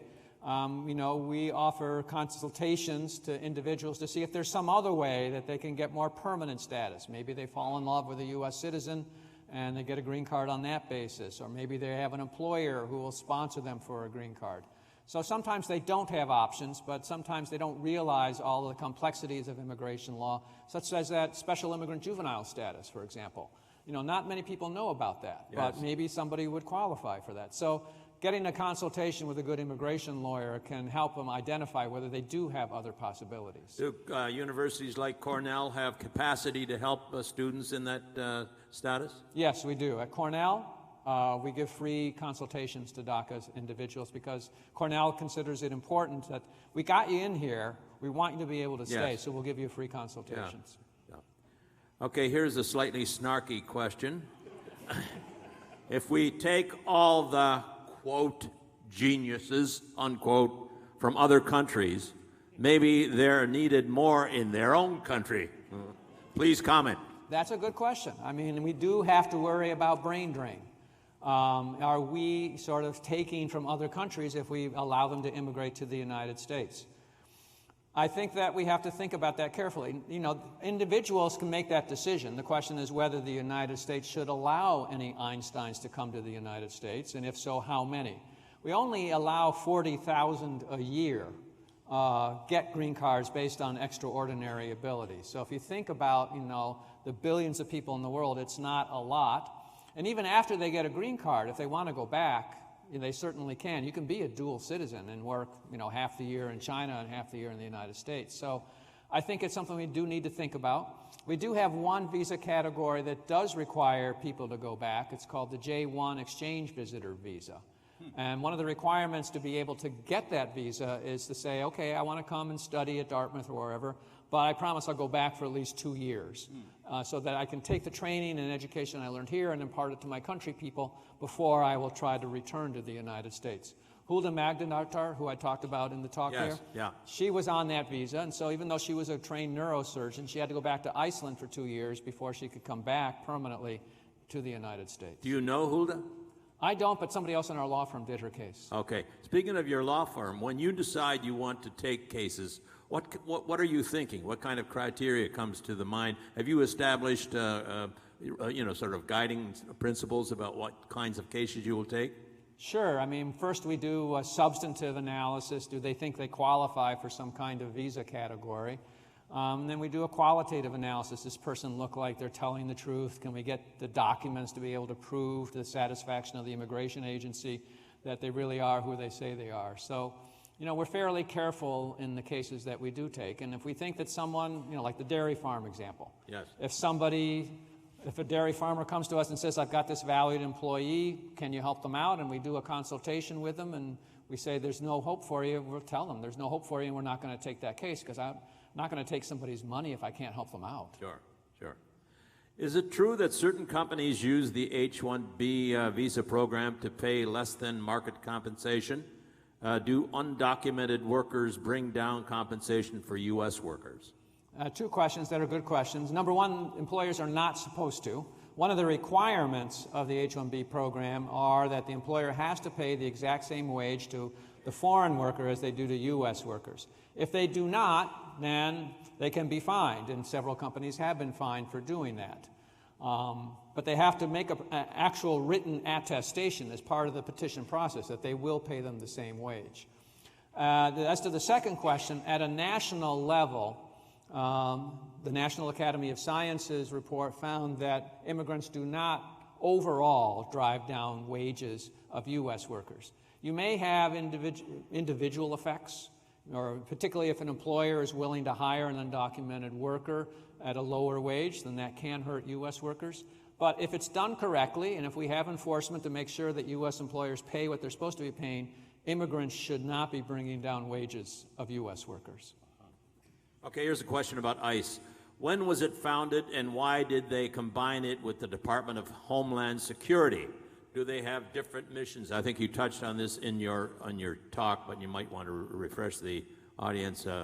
Should it be abolished or reconfigured? Sure. So if you think about immigration, we had our first immigration agency in the early 1900s when we started to regulate immigration. At first it was in the Department of Labor because immigration was seen as a component of our labor force. In 1940, when we had World War II, we began to see immigrants, particularly Japanese and Germans, as potential alien enemies. They moved the immigration enforcement and the benefit side to the Department of Justice. But all of immigration was in the Department of Justice in an organization known as Immigration and Naturalization Service, INS. And both sides were within one agency. So if there were conflicts, at least they'd work them out and you had it. After the terrorist attacks of 2001, Congress said we need a new department, and they called it the Department of Homeland Security. And they put a lot of different agencies in that, including, Coast Guard, FEMA, Transportation Security Administration. And they took the immigration component from Department of Justice and put it into the Department of Homeland Security, but then they broke it up into three parts: the Customs and Border Protection part, the Interior Enforcement part, known as ICE, and then the benefit side, known as U.S. Citizenship and Immigration Services. And that way they thought every agency could focus on its inherent mission. You wouldn't have conflicting missions within one agency. But being a large bureaucracy, these agencies don't really talk to each other all that much, and so you have conflicting interpretations on some of the same legal issues between the agencies.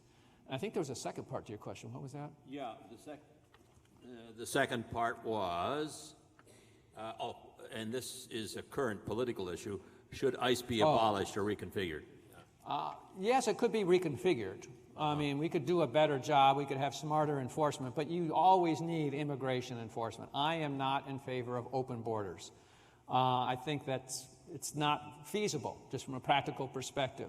So we have to have limited borders, we have to enforce those borders, but we could do a better job of enforcing both the borders and our interior. Yeah, that was a marvelous history lesson. Thank you. Sure. Let's go international now. UN Refugee Convention adopted in 1951, 67 years ago. Does it need to be updated and revisited? Yes, it does. I mean, that's an old convention, and there have been some ambiguities. I talked about the 5 different ways you could qualify under the Refugee Convention. One of those ways is particularly nebulous: membership in a particular social group. What does that mean? Nobody really knows. It's evolved over time. Many people, for example, have said that women should be a group under the Refugee Convention. That if you are a woman and you're being persecuted because you're a woman, I mean persecuted, not just discriminated against, you should qualify. Other people have argued that environmental refugees should qualify under the Refugee Act. With climate change and other things happening, people who need to flee because of drought or rising sea levels, maybe they should be considered under refugees. Certainly our international refugee system is under a lot of strain. We have more refugees now than any time since World War II, with all the upheavals in the Middle East and Afghanistan and other countries. So we need to do a better job. Many people have advocated that we don't need to bring necessarily more refugees to the United States. We ought to do a better job at navigating international conflicts. So number one, the refugee conflicts don't arise in the first place. Or number two, we'd give them more money so that they can help take care of them in refugee camps until they can go back to their home country. People traditionally don't want to resettle permanently in a third country. They grew up in a certain country. They'd like to go back as soon as conditions improve. So refugee moving permanently to the United States is sort of a last option for a lot of people. Yes. Well, we've coming close to the end here, and Steve has to get back on the road for another 5.5-hour drive. So let's limit this to a couple of questions. Here's a curious one. How many U.S. citizens give up their nationality? Do you know? I don't, but not a lot. It's still considered, valuable. If you do, you could have tax consequences. In the olden days, some people gave up U.S. citizenship to avoid paying U.S. taxes, but Congress came out with a law in 2008 that said you still have to pay U.S. taxes. I think that's for 10 years after you give up U.S. citizenship. So most people, don't give it up. Conversely, I think another question would be, how many people get green cards but don't apply for U.S. citizenship? Yes. And the fact that you have a green card does not require you to become a U.S. citizen. And some people don't want to become U.S. citizens because they fear that if they do, they'll abandon their old citizenship. More and more countries allow dual citizenship. Does the United States? Yes. So becoming a U.S. citizen does not prevent you from maintaining your other citizenship. It's your other country's law as to whether by taking U.S. citizenship they'll automatically strip you of your original citizenship. But a lot of people don't become U.S. citizens. And these days I think that's a shame for 2 reasons. Number one, if you're a permanent resident but not a U.S. citizen, you can be deported if you commit a crime, for example, or other fraud, and people don't realize that. And number two, only U.S. citizens can vote. So if they want the right to participate in our democracy, we really need them to actually become U.S. citizens. Okay, final question. The three-legged reform stool that you mentioned in your talk, most analysts propose these in some form over a long time. They all seem eminently rational and necessary, sensible. Why is there no progress in getting these instituted? That's a simple question with a very complex answer. Immigration is very complex. It's hard to get any immigration legislation through any Congress.